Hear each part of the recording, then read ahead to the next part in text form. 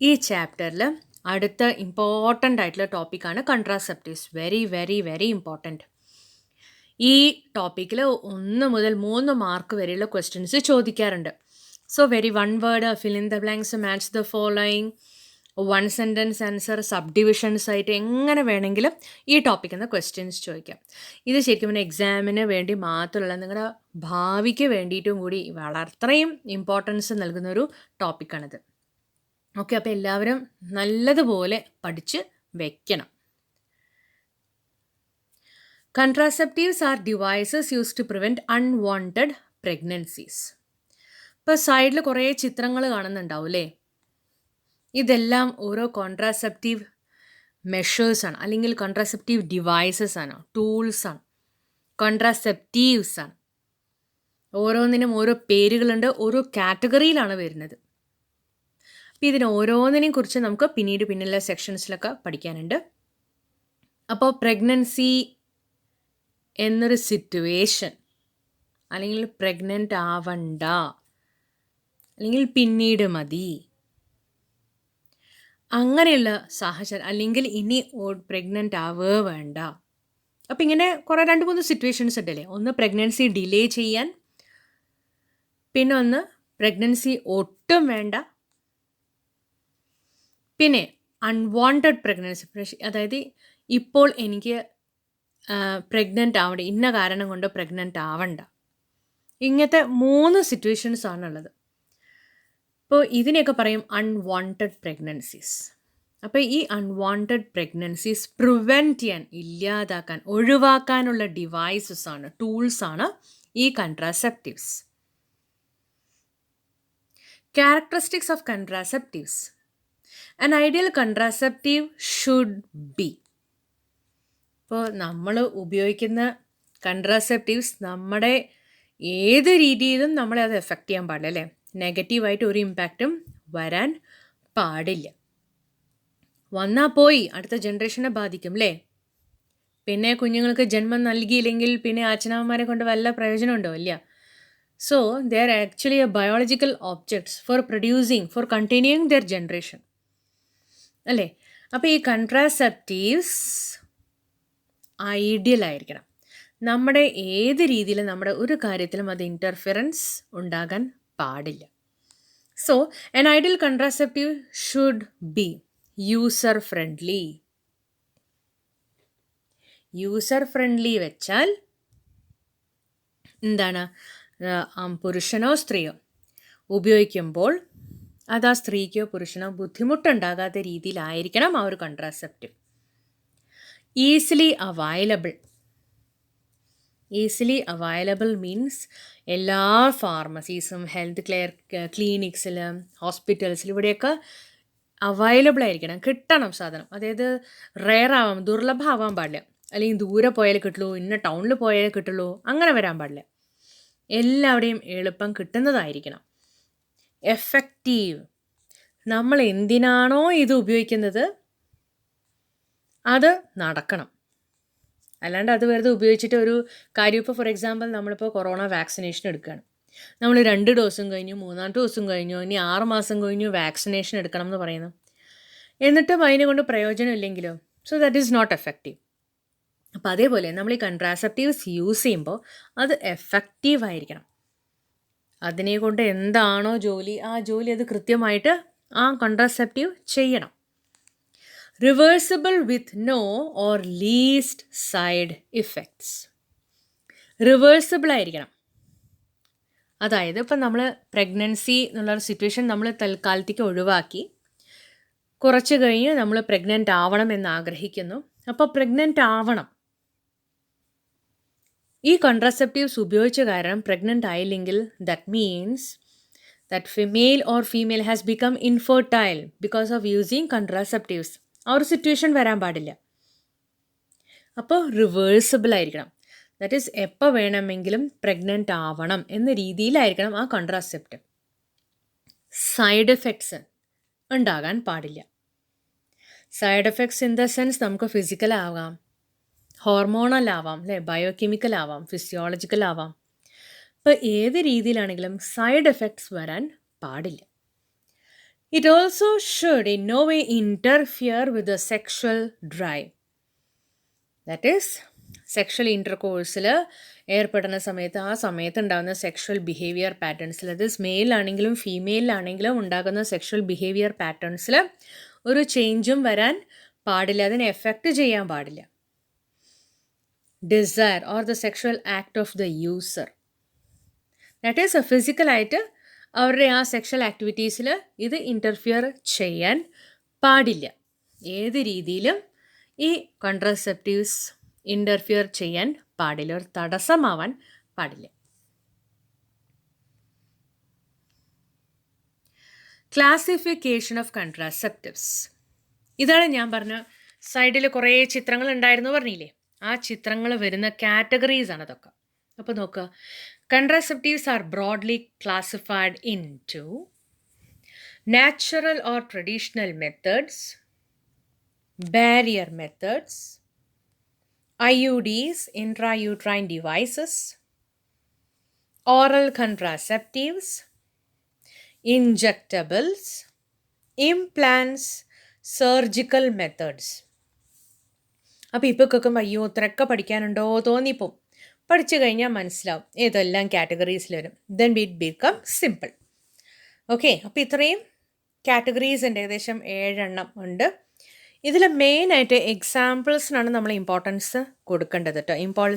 ഈ എക്സാമ്പിൾസ് അവർ പല രീതിയിലും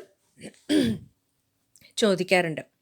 പ്രത്യേകിച്ച് മാച്ച് ദ ഫോളോയിങ് ആയിട്ട് കോളം വൈസ് ആയിട്ട് ഹെഡിങ്സിൻ്റെ അടിയിൽ നിങ്ങൾ കാറ്റഗറൈസ് ചെയ്യാൻ പറയും. ഏത് ഹെഡിങ്ങിലാണ് വരണമെന്ന് നിങ്ങൾ തന്നെ എഴുതണം. ഇപ്പോൾ ഹെഡിങ്ങും കണ്ടുപിടിക്കണം, ഏത് ഹെഡിങ്സിൻ്റെ അടിയിൽ ഈ കോൺട്രാസെപ്റ്റീവ്സൊക്കെ വരണമെന്നും കണ്ടുപിടിക്കണം, അതിൻ്റെ എക്സാമ്പിൾസും കണ്ടുപിടിക്കണം. അപ്പം ഇങ്ങനെയൊക്കെയാണ് ക്വസ്റ്റ്യൻസ് വരിക. Natural or traditional methods, first one. ഇപ്പോൾ natural methods work on the principle of avoiding chances of ovum and sperm meeting. അപ്പോൾ നാച്ചുറലി എങ്ങനെയാണ് കോൺട്രാസെപ്റ്റീവ്, ദാറ്റ് ഈസ് അതിൻ്റെ പർപ്പസ് എന്താണ്? സ്പേമും ഓവും തമ്മിൽ മീറ്റിംഗ് ചാൻസസ് അവോയ്ഡ് ചെയ്യാം. അതായത് സ്പേംസ് വരുന്ന വഴി എങ്ങനെയാണ്, നമ്മൾ ഫസ്റ്റ് ചാപ്റ്ററിൽ പഠിച്ചിട്ടുണ്ടായിരുന്നു അല്ലേ? സ്പേംസ് ഫീമെയിൽ റീപ്രൊഡക്റ്റീവ് ട്രാക്റ്റിൽ സഞ്ചരിക്കുന്ന ആ പാത, ഫ്ലോ ചാർട്ട്, ദാറ്റ് ഈസ് പീനസിൽ നിന്ന് അല്ലേ, മെയിൽ എക്സ്റ്റേണൽ ജെനിറ്റാലിയ പീനസിൽ നിന്ന് സെമൻ റിലീസ് ചെയ്യും into the female reproductive tract, which starts from vagina, cervix, then uterus, oviduct, and oviductil എവിടെ ചെന്ന് നിൽക്കും? ആംപുലറി ഇസ്തമിക് ജംഗ്ഷൻ. അവിടെ ആര് വന്നിട്ടുണ്ടാവും? ഓവം ഓൾറെഡി വന്നിട്ടുണ്ടാവും അല്ലേ? അപ്പോൾ 2 ദിവസം ഓവം വെയിറ്റ് ചെയ്യും, അതിൻ്റെ ഉള്ളിൽ സ്പേംസ് വന്നില്ലെങ്കിൽ ഓവം ഡെഡായി പോവും, അങ്ങനെ ബ്ലീഡിങ് ആവും, മെൻസസ് ആവും. സോ ഈ ഓവും സ്പേമും തമ്മിൽ മീറ്റ് ചെയ്യുന്ന ചാൻസസ് അവോയ്ഡ് ചെയ്യുക, അതാണ് ഒരു നാച്ചുറൽ മെത്തേഡിൻ്റെ main purpose. Avoiding chances of ovum and sperm meeting. ഇപ്പം താഴെ ചിത്രം കൊടുത്തിരിക്കുന്നത് ഓവത്തിൻ്റെ ഉള്ളിൽ സ്പേം പെനട്രേറ്റ് ചെയ്യാൻ നോക്കുന്നതാണ്. നാച്ചുറൽ ഓർ ട്രഡീഷണൽ മെത്തേഡ്സ്, അത് എഗെയിൻ 3 ഹെഡിങ്സിലാണ്, അല്ലെങ്കിൽ 3 ഡിവൈഡ് ചെയ്തിട്ടുണ്ട്. First one periodic abstinence, second one withdrawal or coitus interruptus, third one lactational amenorrhea. ഇപ്പം എല്ലാത്തിനും അർത്ഥങ്ങളുണ്ട്. Periodic abstinence, withdrawal or coitus interruptus, lactational എമെനോറിയ.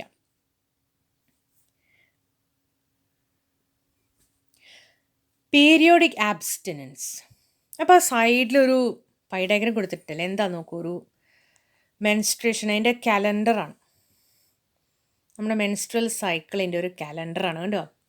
അപ്പോൾ മെൻസ്ട്രേഷൻ റെഡിൽ കൊടുത്തിട്ടുണ്ട് കേട്ടോ, ഏകദേശം 1 to 7 days. The female is infertile at that period. ഇനി എപ്പോഴാണ് fertile period? Semi fertile dark ഗ്രീനിൽ 8, 9, 10 8, 9, 10 ദിവസങ്ങളിൽ സെമി ഫെർട്ടൈലാണ്, ദാറ്റ് ഈസ് ചാൻസസ് കുറവാണ്. ദെൻ മോസ്റ്റ് ഫെർട്ടൈൽ എപ്പോഴാണ് നോക്കൂ, 11, 12, 13, 14, 15, 16. അപ്പോൾ ഫേർട്ടൈൽ ആയിട്ടുള്ള സ്ത്രീകൾ ഏത് ഡേയ്സിലാണ്? 6 ദിവസങ്ങളിലാണ്. ദാറ്റ് ഈസ് ഈ ദിവസങ്ങളിൽ എപ്പോൾ വേണമെങ്കിലും ഓവം റിലീസ് ചെയ്യാം. അപ്പോൾ ഈ സമയത്ത് മാത്രമാണ് സെക്ഷൽ ഇൻ്റർകോഴ്സിൽ ഏർപ്പെട്ടാൽ കുഞ്ഞുണ്ടാവുക. അല്ലാത്ത പക്ഷം വേറെ ഏത് സമയത്തും സെക്ഷൽ ഇൻ്റർകോഴ്സിൽ ഏർപ്പെടുമ്പോൾ കുഞ്ഞ് ഉണ്ടാവില്ല. അതുകൊണ്ടാണ് ഇത് ബേസ് ചെയ്തിട്ട് ഒരു ആപ്ലിക്കേഷൻ ക്വസ്റ്റ്യനായി ചോദിക്കാൽ എല്ലാ റേപ്പ് കേസസും സ്ത്രീ പ്രഗ്നൻ്റ് ആവുന്നില്ല അല്ലേ? എല്ലാ റേപ്പ് സിറ്റുവേഷൻസിലും സ്ത്രീ പ്രഗ്നൻ്റ് ആവുന്നില്ല. അല്ലെങ്കിൽ എല്ലാ ഇൻ്റർകോഴ്സസിലും റിസൾട്ട് ഒരു സൈഗോട്ട് ഉണ്ടാകുന്നില്ല, അല്ലെങ്കിൽ സ്ത്രീ പ്രഗ്നൻ്റ് ആവുന്നില്ല. എന്തുകൊണ്ട് എന്നൊക്കെ ചോദിക്കും. ഇതാണ് അതിൻ്റെ ആൻസർ.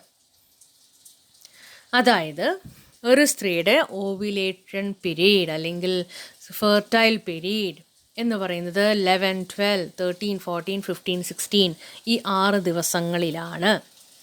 അപ്പോൾ ഈ സമയത്ത് മാത്രമേ ഇൻ്റർകോഴ്സിൽ ഏർപ്പെട്ടാൽ കുഞ്ഞുണ്ടാവുകയുള്ളൂ. ഇനി രണ്ടാമത്തെ ചാൻസ് ഉത്തരം പറയുന്നത് കോൺട്രാസെപ്റ്റീവ്സ് ഉപയോഗിച്ചില്ലെങ്കിൽ ഉണ്ടാകാം എന്ന്. അതൊരു വേഗ് ആൻസറാണ്, ബട്ട് ഇതാണ് വെരി ഇമ്പോർട്ടൻറ്റ് സ്റ്റേറ്റ്മെൻറ്റ് കൊടുക്കേണ്ടത്. ഇനി അടുത്ത് നോക്കാം, 17, 18, 19 എഗെയിൻ സെമി ഫെർട്ടൈൽ, 40-60% പ്രോബബിലിറ്റീസ് ആണ്. ആവാം, ആവാതിരിക്കാം. ദാറ്റ് ഈസ് പ്രഗ്നൻ്റ് ആവാം, ആവാതിരിക്കാം. Again comes infertile period, last ഒരാഴ്ച 20, 21, 22, 23, 24, 25, 26, 27. അപ്പോൾ ആദ്യത്തെ 7 ദിവസവും ലാസ്റ്റത്തെ 7 ദിവസവും ഇൻഫെർട്ടൈൽ പീരീഡാണ്. പിന്നെ 3 ദിവസം ഇൻഫെർട്ടൈൽ, പിന്നെ ഇടയിൽ വരുന്ന 6 ദിവസമാണ് ഫെർട്ടൈൽ പീരീഡ്. അപ്പം ഇത് പ്രത്യേകിച്ച് പെൺകുട്ടികളും ആൺകുട്ടികളും ഇത് അറിഞ്ഞു വെക്കേണ്ടതാണ്. ദാറ്റ് ഈസ് കല്യാണം കഴിഞ്ഞാൽ മക്കൾ ഉണ്ടാകുന്നതിന് മുമ്പ് അല്ലെങ്കിൽ മക്കൾ എന്താണ് ആവാത്തത് എന്നൊക്കെ അനലൈസ് ചെയ്യുമ്പോൾ മനസ്സിലാക്കണം. അപ്പോൾ അതിനനുസരിച്ച് വേണം നിങ്ങൾ പ്ലാൻ ചെയ്യാൻ. ഭാവി കാര്യങ്ങളാണ് പറയുന്നത്. ദാറ്റ് ഈസ് എല്ലാവർക്കും എന്തായാലും കല്യാണം കഴിയുമല്ലോ. അപ്പോൾ ഇതൊക്കെ ബേസിക്കായിട്ട് അറിവില്ലാത്തതിൻ്റെ പ്രശ്നങ്ങളാണ് പിന്നീട് ഉണ്ടാവുന്നത്. ഇപ്പോൾ അറിവ് എന്നുള്ളത് ആൺകുട്ടികൾക്കും സെയിം ആയിട്ട് ഉണ്ടാവണം, പെൺകുട്ടികൾക്കും അതേപോലെ ഉണ്ടാകണം. In this method, couples avoid or abstain from coitus from day 10 to 17 of the menstrual cycle when ovulation could be expected. അപ്പോൾ മനസ്സിലായോ? ഈ ഫെർട്ടൈൽ പീരീഡ്, ഈ സമയത്ത് ഇൻ്റർകോഴ്സ് അല്ലെങ്കിൽ കോയിറ്റസ് അല്ലെങ്കിൽ മേറ്റിംഗ് ഒഴിവാക്കിയാൽ, ദാറ്റ് ഈസ് ഓവുലേഷൻ പീരീഡ് സമയത്ത് ഇൻ്റർകോഴ്സ് ഒഴിവാക്കിയാൽ കുഞ്ഞ് ഉണ്ടാവില്ല.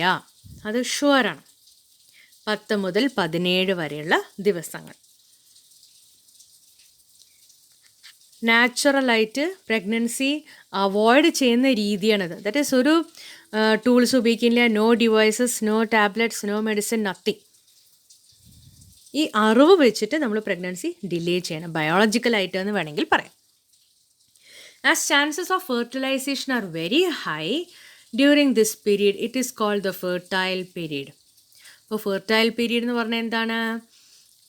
10 മുതൽ 17 വരെ, ദാറ്റ് ഈസ് 6-7 ദിവസങ്ങളും ഫെർട്ടൈൽ പീരീഡാണ്. കാരണം ഓവുലേറ്ററി പീരീഡാണ്, ഓവുലേഷൻ നടക്കുന്ന സമയമാണ്, എപ്പോൾ വേണമെങ്കിലും സംഭവിക്കാം. ആ സമയത്ത് ഇൻ്റർകോഴ്സ് നടന്നാൽ തീർച്ചയായിട്ടും സൈഗോട്ട് ഉണ്ടാകും. Therefore, by abstaining from coitus during this period, conception could be prevented. അപ്പോൾ ഈ സമയത്ത് മേറ്റിംഗ് ഒഴിവാക്കിയാൽ തീർച്ചയായിട്ടും പ്രഗ്നൻസി അവോയ്ഡ് ചെയ്യാം.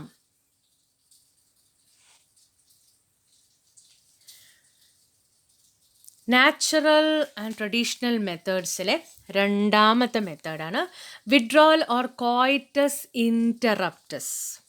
ആ പേര് കേട്ടാൽ തന്നെ അറിയാം അല്ലേ? ദാറ്റ് ഈസ് കോയിറ്റസിനെ ഇൻറ്ററപ്റ്റ് ചെയ്യണം, മേറ്റിംഗ് തടസ്സപ്പെടുത്തുകയാണ്. എങ്ങനെ? In this method the male partner withdraws his penis from the vagina just before ejaculation, so as to avoid insemination. അതായത് ഇൻ്റർകോഴ്സ് നടക്കുന്ന സമയത്ത് ഇജാക്കുലേഷൻ എന്ന് പറഞ്ഞാൽ എന്താ? സെമൻ വെജൈനയിൽ ഡെപ്പോസിറ്റ് ചെയ്യും. അപ്പോൾ അത് നടക്കുന്നതിന് തൊട്ട് മുന്നേ മെയിൽ എന്ത് ചെയ്യും? പീനസിനെ പുറത്തേക്ക് എടുക്കും. എന്നിട്ട് സെമൻ പുറത്ത് കളയുക ചെയ്യുക. വജൈനയിൽ ഡെപ്പോസിറ്റ് ചെയ്യുന്നില്ല. അപ്പം അങ്ങനെയും ഒഴിവാക്കാം. In this method, the male partner withdraws his penis from the vagina just before ejaculation so as to avoid insemination. Ejaculation എന്ന് പറഞ്ഞാൽ സെമൻ റിലീസ് ചെയ്യുക. ഇൻസെമിനേഷൻ എന്ന് പറഞ്ഞാൽ വജൈനയിൽ പീനസ് വഴി സെമൻ ഡെപ്പോസിറ്റ് ചെയ്യുക, സ്പേംസിനെ ഉള്ളിലേക്ക് വിടുക. ഇപ്പം ഇൻ്റർകോഴ്സ് സമയത്ത് ലാസ്റ്റ് മെയില് സെമൻ റിലീസ് ചെയ്യുന്നതിന് തൊട്ട് മുന്നേ ആ പീനസിനെ പുറത്തേക്ക് എടുക്കുന്നു, സെമൻ പുറത്ത് കളയുന്നു. അപ്പോൾ വജൈനയിൽ കളയുന്നില്ല. അങ്ങനെ ഫീമെയിൽ പ്രഗ്നൻ്റ് ആവാതെ നോക്കാം. ഇതാണ് രണ്ടാമത്തെ method, withdrawal or coitus interruptus. Then comes lactational amenorrhea. അതിലും പേര് കേട്ടാൽ തന്നെ അറിയാം. ദാറ്റ് ഈസ് ലാക്ടേഷൻ പീരീഡിൽ മെൻസസ് ഉണ്ടാകുന്നില്ല, ബ്ലീഡിങ് നടക്കില്ല. അപ്പോൾ എങ്ങനെയാണ് നമ്മുടെ ഫെർട്ടൈൽ പീരീഡാണോ അല്ലെങ്കിൽ ഇൻഫെർട്ടൈൽ പീരീഡാണോ എന്നറിയാം? ആ ബ്ലീഡിങ് അല്ലെങ്കിൽ മെൻസസ് എന്നുള്ള പ്രോസസ്സ് നടക്കുമ്പോഴാണ് നമുക്ക് കണക്ക് കൃത്യമായിട്ട് കിട്ടുക. അപ്പോൾ മെൻസസ് ആയില്ലെങ്കിൽ intense lactation period, that is മിക്കവർക്കും ഏകദേശം ഒരു വർഷത്തോളം മെൻസ്ട്രൽ സൈക്കിളൊന്നും നടക്കില്ല. അല്ലെങ്കിൽ ആദ്യത്തെ 6 മാസങ്ങൾ, കാരണം ആ സമയത്ത് കുട്ടി നല്ലപോലെ പാല് കുടിക്കുന്ന സമയത്ത് മാക്സിമം എനർജി അതിനാണ് നൽകുക. അപ്പോൾ ആ സമയത്ത് മെൻസ്ട്രൽ സൈക്കിൾ ഒന്നും നടക്കില്ല. അപ്പോൾ ലാക്ടേഷണൽ ഏമെനോറിയ എന്ന് പറഞ്ഞാൽ ആബ്സെൻസ് ഓഫ് മെൻസ്ട്രേഷൻ. അപ്പോൾ ഓവ്യുലേഷൻ നടക്കുന്നത് നമുക്ക് അറിയില്ല. സൈക്കിൾ നടന്നില്ലെങ്കിൽ തീർച്ചയായിട്ടും ഓവ്യുലേഷൻ എപ്പോഴാണ് നടക്കണമെന്ന് അറിയില്ല. കാരണം ഇൻറ്റൻസ് ലാക്ടേഷൻ പീരീഡാണ്. This method has been reported to be effective only up to a maximum period of 6 months following parturition. കണ്ടോ, ഏകദേശം 6 മാസത്തോളം ഇൻറ്റൻസ് ലാക്ടേഷൻ, കാരണം കൂടുതലായിട്ട് കുഞ്ഞ് പാല് കുടിക്കുന്നത് കാരണം ആ സമയത്ത് മെൻസ്ട്രൽ സൈക്കിൾ നടക്കില്ല. അപ്പോൾ ഈ സമയത്തും കോയിറ്റസ് ഒഴിവാക്കുകയാണ് നല്ലത്. ഇൻ്റർകോഴ്സ് നടക്കാതിരിക്കുകയാണ് ഏറ്റവും നല്ലത്. കാരണം അത് ആദ്യത്തെ കുഞ്ഞിൻ്റെ വളർച്ചയെ അത് ബാധിക്കും. As no medications or devices are used in these methods, side effects are almost nil.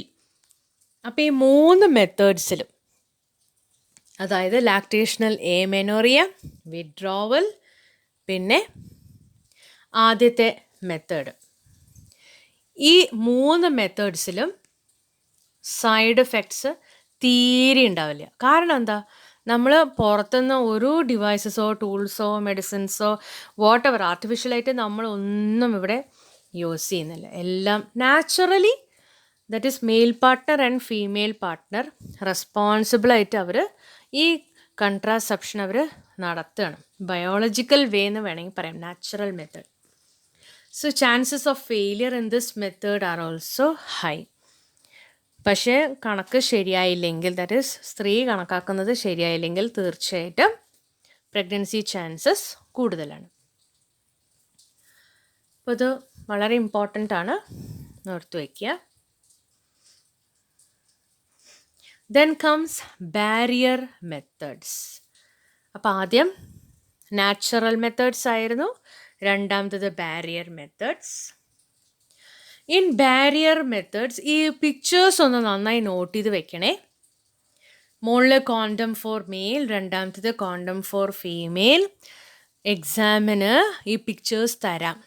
ഇത് ഏത് കൺട്രാസെപ്റ്റീവാണ്, ഇതിൻ്റെ പേരെന്താ, ഏത് കാറ്റഗറിയിലാണ് വരിക, ഇത് എത്രമാത്രം എഫക്റ്റീവാണ് എന്ന് പറഞ്ഞില്ല, എന്തെല്ലാം ക്വസ്റ്റ്യൻസ് റിലേറ്റഡ് ഉണ്ട്, എന്ത് വേണമെങ്കിലും ചോദിക്കാം, നോ ലിമിറ്റ്. ഇപ്പോൾ barrier methods. Ovum and sperms are prevented from physically meeting with the help of barriers. അപ്പോൾ ഇവിടെയും ഓവും സ്പേമും തമ്മിലുള്ള മീറ്റിംഗ് ചാൻസസ് അവോയ്ഡ് ചെയ്യണം. എങ്ങനെ? ബാരിയേഴ്സ് ഉപയോഗിച്ചിട്ട് നമ്മൾ ആ മീറ്റിംഗ് ചാൻസസ് കുറയ്ക്കണം. Such methods are available for both males and females. ഇപ്പോൾ സ്ത്രീക്കും പുരുഷനും ഉള്ള മെത്തേഡ്സാണ് ഈ ബാരിയർ മെത്തേഡ്സ്. അപ്പോൾ ഇതും എക്സാമിന് ചോദിക്കാറുണ്ട്. അതായത് മെയിൽസിന് ഉപയോഗിക്കാൻ പറ്റുന്ന മെത്തേഡ്സ് ഏതൊക്കെയാണ്, ഫീമെയിൽസിന് ഉപയോഗിക്കാൻ പറ്റുന്ന മെത്തേഡ്സ് ഏതൊക്കെയാണ് എന്നൊക്കെ ചോദിക്കാറുണ്ട്. അപ്പോൾ നോക്കുക, ബാരിയർ മെത്തേഡ്സിൽ 4 ഉണ്ട്. കണ്ടോ? Condoms, diaphragms, cervical caps, walls. ഇപ്പം ഏതൊക്കെയാ? Condoms, diaphragms, cervical caps, walls. Condoms are barriers made of thin rubber latex sheath that are used to cover the penis in the male or vagina and cervix in the female. ഇപ്പോൾ condoms പറഞ്ഞാൽ സാധാരണ sub questions വരാറുള്ളത് ഏത് material ഉപയോഗിച്ചിട്ടാണ് condoms ഉണ്ടാക്കുന്നത്, പിന്നെ കൂടുതലായിട്ടും condoms ഉപയോഗിക്കുന്നതിൻ്റെ കാരണങ്ങൾ എന്തെല്ലാം, പിന്നെ കോണ്ടംസ് ഉപയോഗിക്കുന്നതിൻ്റെ പർപ്പസ് എന്താണ്. അപ്പോൾ ഇതൊക്കെയാണ് സാധാരണ ചോദിക്കാറുള്ള സബ് ഡിവിഷൻ ക്വസ്റ്റ്യൻസ്. ഇപ്പോൾ കോണ്ടംസ് ആർ ബാരിയേഴ്സ്. അപ്പോൾ ബാരിയേഴ്സ് എന്ന കാറ്റഗറിയിൽ വരുന്നതാണ് കോണ്ടംസ്. അത് ഒന്നാമത്തെ പോയിന്റ് ഓർത്ത് വയ്ക്കണം കേട്ടോ. ഇനി മെറ്റീരിയൽ യൂസ്ഡ്. ഏത് മെറ്റീരിയൽ കൊണ്ടാണ് കോണ്ടംസ് ഉണ്ടാക്കുന്നത്? Rubber or latex sheath. Rubber എന്ന് പറഞ്ഞാലും മതി, ലാറ്റക്സ് ഷീത്ത് എഴുതിയില്ലെങ്കിലും കുഴപ്പമില്ല. So rubber or latex sheath. ഇനി കോണ്ടംസ് എങ്ങനെയാണ് ഉപയോഗിക്കുന്നത്? How condoms are used? Condoms are used to cover the penis in the male. മെയിൽസിലാണെങ്കിൽ പീനസ് കവർ ചെയ്യാനും ഫീമെയിൽസിലാണെങ്കിൽ വജൈന അല്ലെങ്കിൽ സെർവിക്സ് കവർ ചെയ്യാനാണ് ഉപയോഗിക്കുക. ഓർത്തു വയ്ക്കണം. മെയിൽസിലാണെങ്കിൽ പേനസ്, ഫീമെയിൽസിലാണെങ്കിൽ വജൈന ആൻഡ് സെർവിക്സ്. ആൻഡ് എപ്പോഴാണ് കോണ്ടംസ് ഉപയോഗിക്കുക? Just before the ejaculation. അതായത് മെയിൽസ് സെമൻ വജൈനയിലേക്ക് റിലീസ് ചെയ്യുന്നതിന് കുറച്ച് മുമ്പായിട്ടാണ് ഈ കോണ്ടംസ് ഉപയോഗിക്കുക. Just before coitus. അപ്പോൾ എന്താവും? അപ്പോൾ ഈ ഇജാക്കുലേറ്റഡ് സെമൻ തീർച്ചയായിട്ടും ഫീമെയിൽ റീപ്രൊഡക്റ്റീവ് ട്രാക്റ്റിലേക്ക് കടക്കില്ല. അപ്പം അങ്ങനെ മീറ്റിംഗ് ചാൻസസ്, ഓവം ആൻഡ് സ്പേമും തമ്മിലുള്ള മീറ്റിംഗ് ചാൻസസ് പ്രിവെൻറ്റ് ചെയ്യാം. അപ്പോൾ കോണ്ടത്തിൻ്റെ ഉള്ളിൽ ഒരു യെല്ലോ കളർ ഫ്ലൂയിഡ് കണ്ടോ? അത് സെമനാണ്. ദാറ്റ് ഈസ് ഇജാക്കുലേറ്റ് ചെയ്ത് സെമൻ ആ കോണ്ടത്തിനകത്ത് കടന്നു. അപ്പോൾ എന്താണ്? ഫീമെയിൽ റീപ്രൊഡക്റ്റീവ് ട്രാക്റ്റിലേക്ക് അത് പോകുന്നില്ല. സോ പ്രഗ്നൻസി ഒഴിവാക്കാം.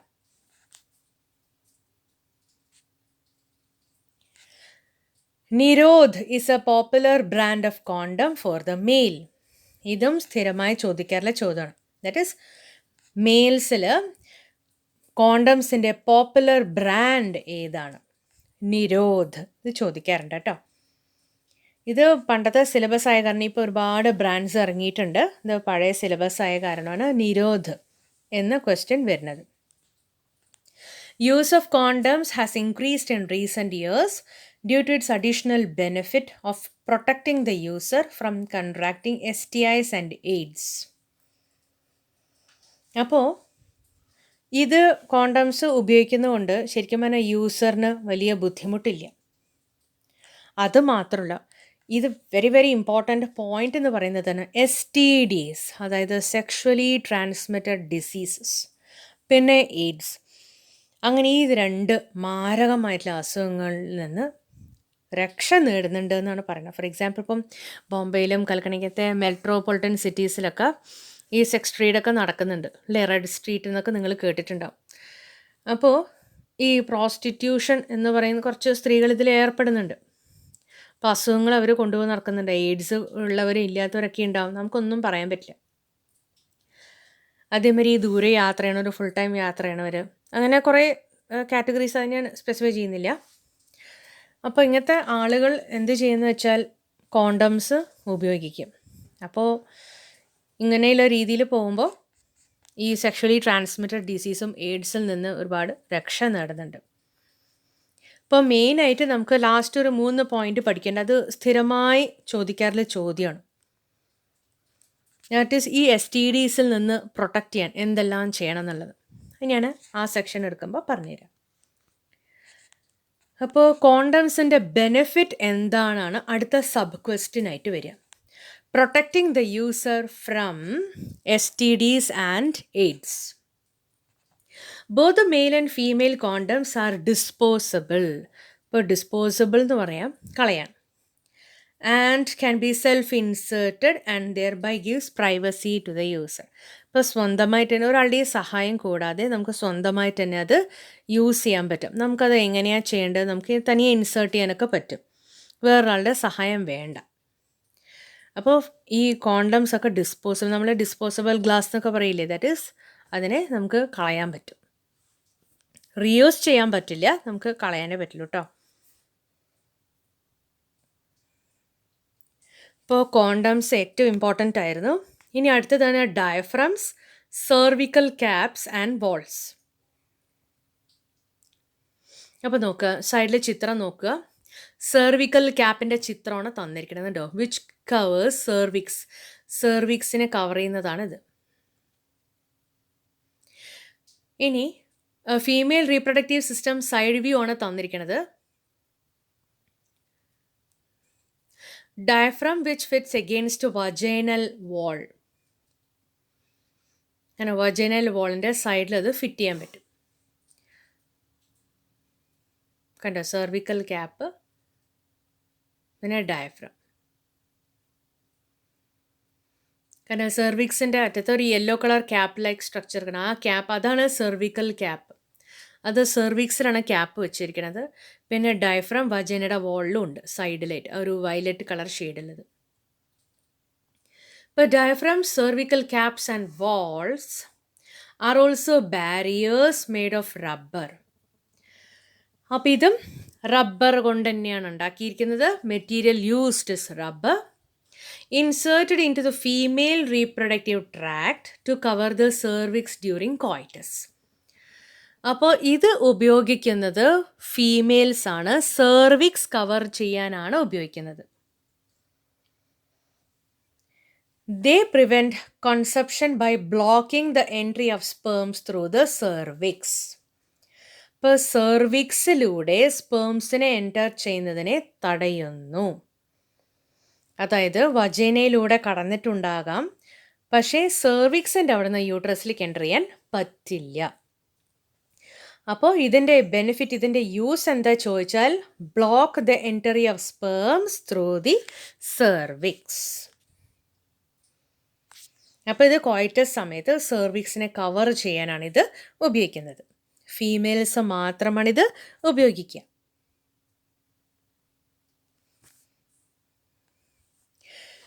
സ്പെർമിസിഡൽ ക്രീംസ്, ജെല്ലീസ് ആൻഡ് ഫോംസ്, അതാണ് മൂന്നാമത്തെ കാറ്റഗറി കേട്ടോ. സ്പെർമിസിഡൽ ക്രീംസ്, ജെല്ലീസ് ആൻഡ് ഫോംസ്. അപ്പോൾ ഇത് സാധാരണ ബാരിയേഴ്സ് യൂസ് ചെയ്യുമ്പോൾ ഇതും ഒപ്പം ഉപയോഗിക്കാം എന്നാണ് പറയുന്നത്. അപ്പോൾ കുറച്ചുകൂടി എഫക്റ്റീവ്നെസ് കൂടും.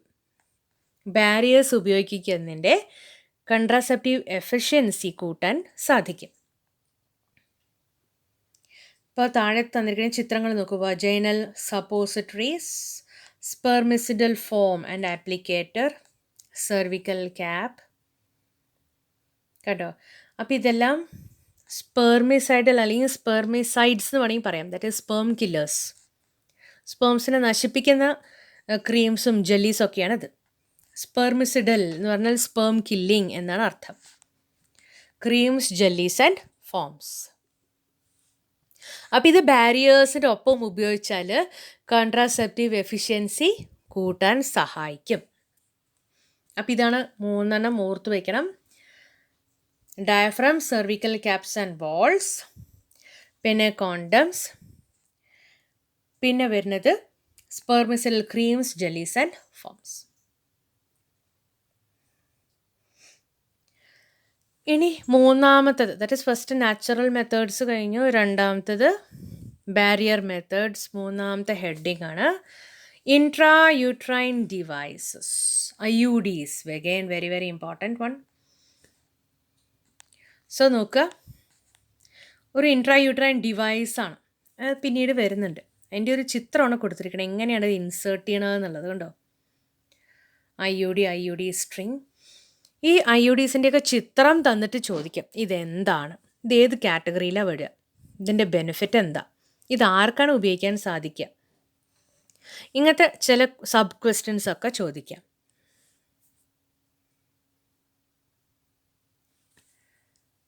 അപ്പോൾ നോക്കുക, intra uterine devices are inserted by doctors, കണ്ടോ, or expert nurses in the uterus through vagina. അപ്പോൾ ഈ IUDs എന്ന് പറയുന്നത് സ്ത്രീകൾക്ക് തനിയെ ഇൻസേർട്ട് ചെയ്യാൻ പറ്റില്ല. ഇത് ഹോസ്പിറ്റലിൽ പോയി ഡോക്ടർമാരോ അല്ലെങ്കിൽ എക്സ്പേർട്ട് ഹെഡ് നഴ്സുമാരുണ്ടാവും, അവർക്ക് മാത്രമേ ഇത് ചെയ്തു തരാൻ സാധിക്കുകയുള്ളൂ. ഇത് യൂട്രസിലേക്കാണ് ഇത് ഇൻസേർട്ട് ചെയ്യുക, യൂട്രസിൻ്റെ വായഭാഗത്താണ് ഇത് ഇൻസേർട്ട് ചെയ്ത് വെക്കുക, ഇത് വജൈനയിലൂടെ കടത്തും.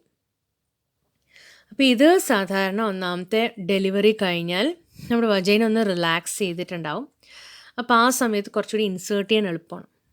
പിന്നെ ചിലവർ ഈ മെൻസസ് സമയത്ത്, അതായത് മെൻസ്ട്രൽ പീരീഡിൻ്റെ 5-ാം പക്കോ 6-ാം പക്കോ വരാൻ പറയും. ആ സമയത്തും വജൈന കുറച്ച് റിലാക്സ്ഡ് ആയിരിക്കും, മ്യൂക്കസും കൂടുതലായിരിക്കും. ആ സമയത്തും ഇൻസേർട്ട് ചെയ്യാൻ എളുപ്പമാണ്. അപ്പോൾ ആദ്യമൊക്കെ ഇൻസേർട്ട് ചെയ്യുമ്പോൾ മാസം ചെക്കപ്പിന് പോകേണ്ടി വരും. ദാറ്റ് ഈസ് എന്തെങ്കിലും സൈഡ് എഫക്റ്റ് ഉണ്ടോ, ഓവർ ബ്ലീഡിങ് ആണോ, വയറുവേദനയുണ്ടോ എന്നൊക്കെ ചോദിക്കും. പിന്നെ 3 മാസവും, പിന്നെ 6 മാസവും, പിന്നെ 1 കൊല്ലം, പിന്നെ കൊല്ലത്തിലൊരിക്കലാവും. ഇതിനൊരു ടൈം പീരീഡ് 12-15 വർഷങ്ങളാണ്. അത് കഴിഞ്ഞ് അവർ അഴിക്കാൻ പറയും, പിന്നെ വേറെ ഇടേണ്ടി വരും. അപ്പോൾ ഇങ്ങനെയൊക്കെയാണ്. എൻ്റെ ഇതൊന്നും ചോദിക്കില്ല, ഞാൻ ജസ്റ്റ് ചുമ്മാ ഒരു സൈഡ് ഇൻഫർമേഷൻ തരുന്നത് മാത്രം. ദെൻ ഇൻട്രാ യൂട്രൈൻ ഡിവൈസസ് ഏതൊക്കെയാണെന്ന് നോക്കിയേ. Non medicated IUDs, example Lippes loop. ഈ എക്സാമ്പിൾസ് ആണ് കേട്ടോ very very very very important. കാരണം ചിലപ്പോൾ പഠിച്ചു കഴിഞ്ഞാൽ കൺഫ്യൂഷൻ ഉണ്ടാകും, നന്നായി പഠിച്ചു കഴിഞ്ഞാൽ കൺഫ്യൂഷൻ വരേണ്ട ആവശ്യമില്ല. എന്നാലും എക്സാമ്പിൾസ് നല്ല തറോ ആക്കി കേട്ടോ. ഇപ്പം non medicated IUDs, Lippes loop. Copper releasing IUDs, copper T, copper 7, multi load 375. ഈ കോപ്പർ ടീയുടെ ചിത്രമാണ് ഞാൻ ആദ്യം കാണിച്ചത്, T ഷേപ്പിൽ. Hormone releasing IUDs, that is progestasert LNG-20. അപ്പോൾ ഏതൊക്കെയാണെന്ന് നോക്കുക. Non medicated IUDs, example Lippes loop. Copper releasing IUDs, copper T, copper 7, multi load 375. Hormone releasing IUDs, progestasert, that is LNG-20.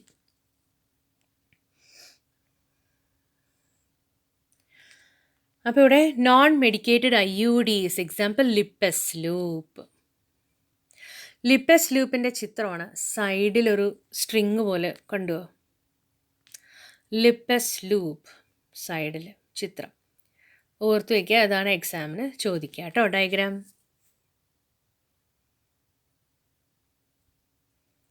അടുത്തത് കോപ്പർ T, കണ്ടോ, T ഷേപ്പിലാണ്, copper വയേഴ്സാണ്, കണ്ടോ, copper ions release ചെയ്യുന്ന സാധനം അത്. ഇപ്പോൾ copper T, copper 7, multi load 375, കണ്ടോ.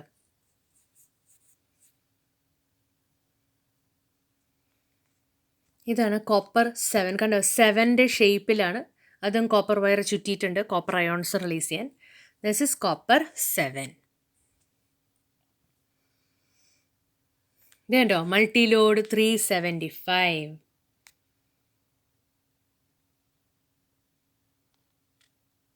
അതെനിക്ക് തോന്നുന്നത് 375 എന്നുള്ള ഷേപ്പ് വരുന്നത് കൊണ്ടാട്ടോ. ശരിക്കും നോക്കുക, കണ്ടോ, ഫസ്റ്റിൽ ഒരു 3, പിന്നെ ഒരു 7 ഷേപ്പിൽ, പിന്നെ എല്ലാം കൂടി ചേർത്തിയാൽ ഒരു 5 ഷേപ്പിൽ വരുന്നുണ്ട്. അതുകൊണ്ടാണ് പേര് മൾട്ടി ലോഡ് 375.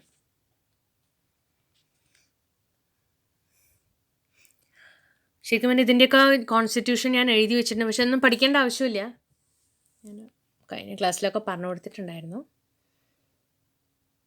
ഇനി ഹോർമോൺ റിലീസിങ് IUDs, പ്രൊജസ്റ്റാസേർട്ട് LNG-20, കണ്ടോ, പ്രൊജസ്റ്റാസേർട്ട്. ഇതിൽ കോപ്പർ വയർ ഇല്ല, കണ്ടോ, അതാണ് വ്യത്യാസം കേട്ടോ. അപ്പം മറന്നു പോരുത്, ഇതും T ഷേപ്പ് തന്നെയാണ്, പക്ഷെ കോപ്പർ വയർ ഇല്ല. ആ ഒരു ഡിഫറൻസ് ശ്രദ്ധിക്കണം.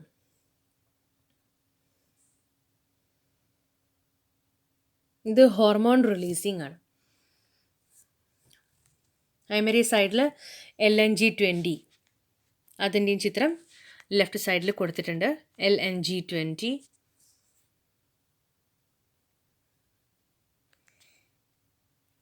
അപ്പോൾ IUDs അല്ലെങ്കിൽ ഇൻട്രാ യൂട്രൈൻ ഡിവൈസസിൻ്റെ മോഡ് ഓഫ് ആക്ഷൻ എങ്ങനെയാണ് അതിൻ്റെ പ്രവർത്തനമെന്ന് നോക്കാം.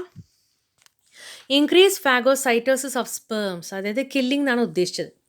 Within the uterus and the copper ions released suppress sperm motility and the fertilising capacity of sperms. കണ്ടോ? ഇപ്പോൾ യൂട്ടറസിൽ വെച്ച്, ഗർഭപാത്രത്തിൽ വെച്ച് സ്പേംസിനെ നശിപ്പിക്കുന്നു.